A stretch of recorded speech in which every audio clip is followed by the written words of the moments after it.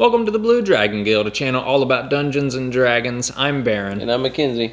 Several months ago, we talked about the Mythic Odysseys of Theros. But there's one thing we didn't talk about. The magic items. So we're going to do that today. So with the magic items in Theros, there are 8 of them that are covered in the book. We're not going to cover the artifacts, as those are more geared toward a specific Theros game. Whereas these regular magic items, they can be used in any other setting. But we'll save the artifacts for another day. First item is a rare item. It's a flying chariot. Seems exactly as you would think it would be. It's a chariot that goes through, gives you +1 to AC if someone's inside riding it. And also to the creatures pulling it. Right. It has the magical chariot pulled by one or more flying creatures it flies to. You know, basically get away, think of it going to fight something up in the sky. Spears. I really like this. Yeah. I can definitely see where this is definitely more Theros based, but you really can put this in any of the other games. I like the idea of the warlock and the wizard flying up in the chariot and just blasting down to all the bad guys on the ground. The next item we have is Helm of the Gods. Now, all of the gods in this are geared towards the Theros gods, but that's an easier switch out versus what would you have to do with the artifacts. With the helm, you know whether there's a celestial or fiend within 30 feet of you, as well as where the creature is located, provided they aren't behind total cover. Right. So if they're around the corner from you, you're not going to see them. But once you round that corner, you know where they are. Like Baron said, it does have the helm of whether it's Athreos, Mogus, any of the gods, Thassa. You can switch those really to, gods, deities of the D&D. Just kind of read about them, or if you know magic or chai. Or if you just want to tie in a new name and the character wouldn't, players may not know who those characters are anyway. Yeah. All that's pretty interchangeable. Whenever you're wearing the helm and you finish a long rest, you pray to one of those gods that are listed on the chart here, and that gives you a new spell that you can cast. So the good thing there is if you pray to Ifara one day and you have Sanctuary stored in the helm. The helm has 3 charges in it, so that's 3 times a day you'd be able to cast Sanctuary. You just hold on to that Sanctuary for as long as you need it, and then, okay, we're going into some combat. I think I want to slow down the enemies, so you'd pray to Clothus and get Entangle. I really like the versatility of this. Yeah. Especially if you are a spellcaster, it'll give you more spells, and it gives you 3 spells, which is awesome, and you do regain 1d3 of these spells at dawn. Next item we have is a rare item. It's a molten bronze skin. Basically, you think of covering a person in all gold to basically give them that mix. It actually, that's what it'll look like. It goes onto either your breastplate, half plate, or plate itself. Requires attunement. This magical armor appears as a jug of molten bronze. When you attune to it, the bronze adheses to your skin. So it does that covering of it. And once you put that on your skin, it will not come off until you choose to remove it. It can't just be taken off of you. It allows you to have resistance to fire damage, and this doesn't impose disadvantage at all on any of your decks with stealth. Stealth, yeah. I think this is really, really fun. I can already see just giving this to a character and them being real confused. Right. But I think it would. I think it would just be really fun as a DM. Just be like, all right, you guys see this molten metal bronze just form over the paladin's chest. And, the first instinct would be like, oh, get it off of him. But it's like, no, it's okay. And then we've got the Potion of Aqueous Form. When you drink this potion, you transform into a pool of water. Yeah. You return to your true form after 10 minutes, or if you are incapacitated or die. You're under the following effects while in this form. Liquid movement, you have a swimming speed of 30 feet, and you can move through other liquids. And you can enter and occupy the same space as another creature. You can rise up to your normal height, and you can pass through even tiny openings. You extinguish non-magical flames that you enter into. Yep. I was really excited to see that in there. I'm actually a big fan of that card in Magic. And it is a guy just going straight through bars, coming out to the other side. I was like, man, I hope this is like it. And it didn't disappoint. You also get watery resistance. You have resistance to non-magical damage, and you have advantage on strength, dex, and con saving throws. And there are limitations. You can't talk, attack, cast spells, or activate magic items while in this form. And any objects you were carrying meld into your new form, much like the wild shape. And even though that happens, you are still under the effects of any armor that you have. Yeah. So that is really helpful with that. That's super helpful. I really think this will be fun. Kind of like you said with the magic card, the guy is like, he takes the potion and he like jumps through the bars. You know, one of your companions is imprisoned, maybe falsely, maybe not.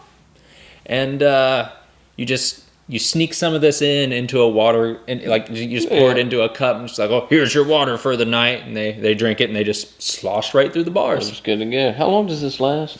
10 minutes. I mean, that's really good. That's really good. You can get in and out. And the next magic item is legendary, Pyxis of Pandemonium. Any creature that touches this for 1 minute is given the benefits of a short rest. Yeah. So that's pretty crazy. It allows you to use the Bless spell until the creature finishes a short or long rest.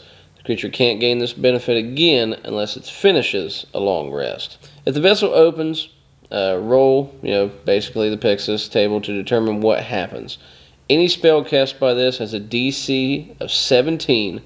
1 minute after the vessel is open, it disappears. It reappears sealed in a random location on the same plane of existence 24 hours later. That's really fun. This is like a one and done kind of thing. Unless you find it again. So what comes with one of those great benefits we'll get to because it says you roll on it, but the item is also cursed. Any creature that gains the benefit of a short rest from this vessel, basically the creature must make a 17 wisdom save, or on a failed, the creature is charmed by the vessel for 1 hour. The charmed creature does everything it can to open the vessel as soon as possible. On a successful throw, the creature is immune to it for 24 hours. So it wants to be opened to do some sort of craziness. The first one on here is Androphagia. Each creature within 60 feet of the vessel must succeed on a 17 wisdom saving throw or go berserk for 1 minute. The berserk creature must begin its turn using the attack action to make one melee or ranged attack, its choice, against the creature nearest to it. Wow. The berserk creature can repeat the save at the end of its turn, ending the effect on a success. The second ability of the Pyxis of Pandemonium is Bile Blight. This vessel casts the harm spell on each creature within 30 feet of it. Yeah, I understand why this thing wants open, just so it can just mess with everything. Yeah.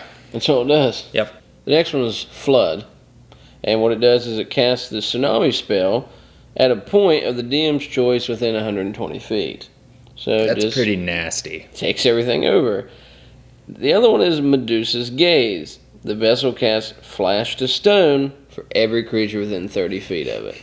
So, yeah, it stays cursed to try to be like, hey, I'm going to wreck something bad. Yeah. What's going to happen. And I mean, all of these have that DC 17 wisdom save, yeah, so that's pretty rough. Nothing light.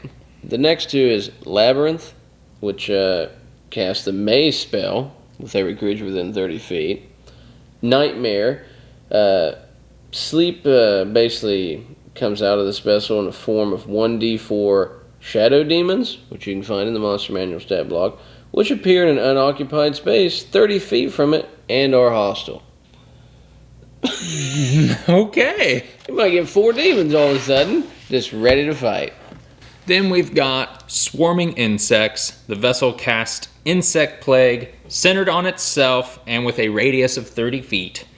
And then we have Unbridled Revel. The vessel casts Otto's Irresistible Dance spell on each creature within 30 feet of it. Awesome. That's awesome.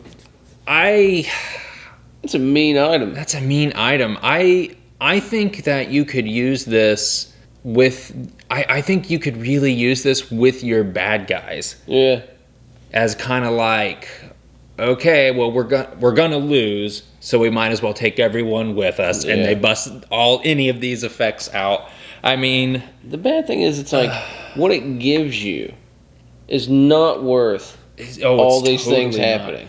I mean, I can see where a warlock would absolutely love this thing, because I mean, they get all their stuff back on that short rest. But like you said, the bad far outweighs the good on this one. And then it just disappears. And then it's gone. It's gone. You don't get to keep it. Yeah. The next magic item we have is the Siren Song Lyre.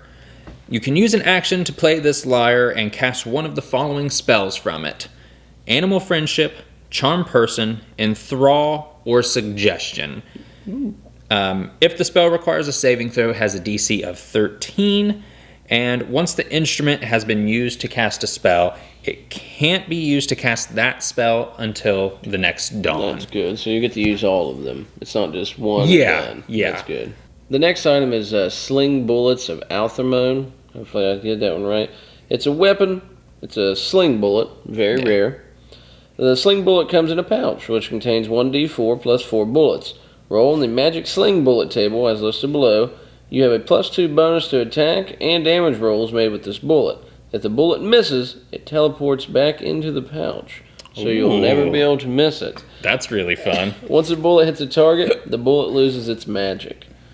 So, you'll have maybe, minimum 5, maximum 8, but you're guaranteed they will have to do something. That's fun. Number 1 is Banishment. A creature that takes damage from this bullet must succeed a DC 15 Charisma save throw, or be banished as though affected by banishment, the spell. The next bullet that you can have is Fulguration. On a hit, the bullet deals an extra 2d8 lightning damage to its target. All other creatures within 10 feet of it must succeed on a DC 15 con save or take 1d8 thunder damage. That's pretty strong. So if you got that group of goblins out there, you just shoots everything. I like it. The next one is Stunning. On a hit, the bullet deals an extra 1d10 force damage, and the target is stunned until its next turn.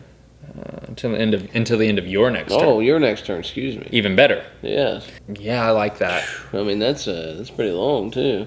I love it has to hit him to do something. Yeah. That's great. Otherwise, if it misses, it blips right back to your pouch. Like, that's perfect. That's awesome. Granted, they're they hit, they're done. Yeah. But I mean, you can have up to 8 of these in your pouch. So I think that's pretty rad. That's pretty strong. And the fourth bullet that you can get is the Tracking Bullet. A creature that takes damage from this bullet is marked with a glowing rune where the bullet hit. The mark lasts 24 hours. While the creature is marked, you always know the direction of it. Wow, that's really strong. I like that just because it's very different from all the other effects. This one I can definitely see being really helpful in several situations, especially if your party's attention is split in 2 different ways. Yeah. It's like, okay, we can't get him right now. I mark him. Yeah. All right, let's go do this other thing, and then we'll come back to him. The 8th and final magic item that we're covering in the Theros book is the 2 Birds Sling. You have a +1 bonus to attack and damage rolls made with this weapon. When you make a ranged attack and hit with this sling, you can cause the ammunition to ricochet toward a second target within 10 feet of it, and then make a ranged attack against the second target. Oh, nice. I mean, it's a nice homage to 2 birds, 1 stone. What's great is you can put the bullets in that. You could put the bullets in that. To be fair, the effect wouldn't go off on the second one. But still, I mean, that's damage. A little fun damage, yeah. Yeah, there's not much splash damage with, like, ranged non-spell attacks. I think this is great. I like that they gave a good use to, like, slings, because most players, when they're picking their items, they're not like, I want a sling. Right. We ready to sling? Nobody in D&D normally says that. They're like, I'm going to get a short bow, I'm going to get this crossbow. Yeah. At the least, I'm taking a hand crossbow, but I want a sling. The sling with this effect and with those magic bullets, I think I think that's a lot. It's a good mix. A lot of fun that you can really do with that. And even as a DM, it's like, oh well, they're using a sling. As a player, you wouldn't know. It's like, okay, he hits you with the sling, or it ricochets off and hits the barbarian, and they'd just be like, what? It's like, he's that good? You don't know. Yeah, he's good at it. Yeah, it's a good weapon. Mackenzie, which one of these magic items would you want to have most with any of your characters? I want to pick the flying chariot because that seems great. Yeah. But I really like the bronze skin. That just seems kind of cool. I agree. I've also thought when we were talking about it being like, if you was a Warforged and you just kind of turn gold, it just seems interesting because you always just think of them as silver. I agree. I really like the molten skin, but I think I'm gonna go with the Helm of the Gods. Yeah. Just because there's all of that spell range. I mean, there are so many different spells that you can add to your spell list that you probably don't maybe get. And you get to store them. And you can store them, and you can just use them 3 times per day until you run out of charges. And I like it. I think that would be really fun. Pair that with the ring that you can store in. So ring of spell storing. Yeah, there's a lot of items that really augment your spell casting, and if you're playing a spellcaster, taking those is one of the best moves you can do.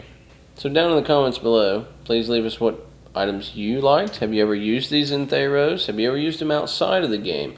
How did your group take to them? Even just the slight altercation into a new world. And if you want to see some more D&D content, hit the subscribe button. And if you'd like to see a video about magic items for Rogue, please click right here. And until next time, keep the dice rolling.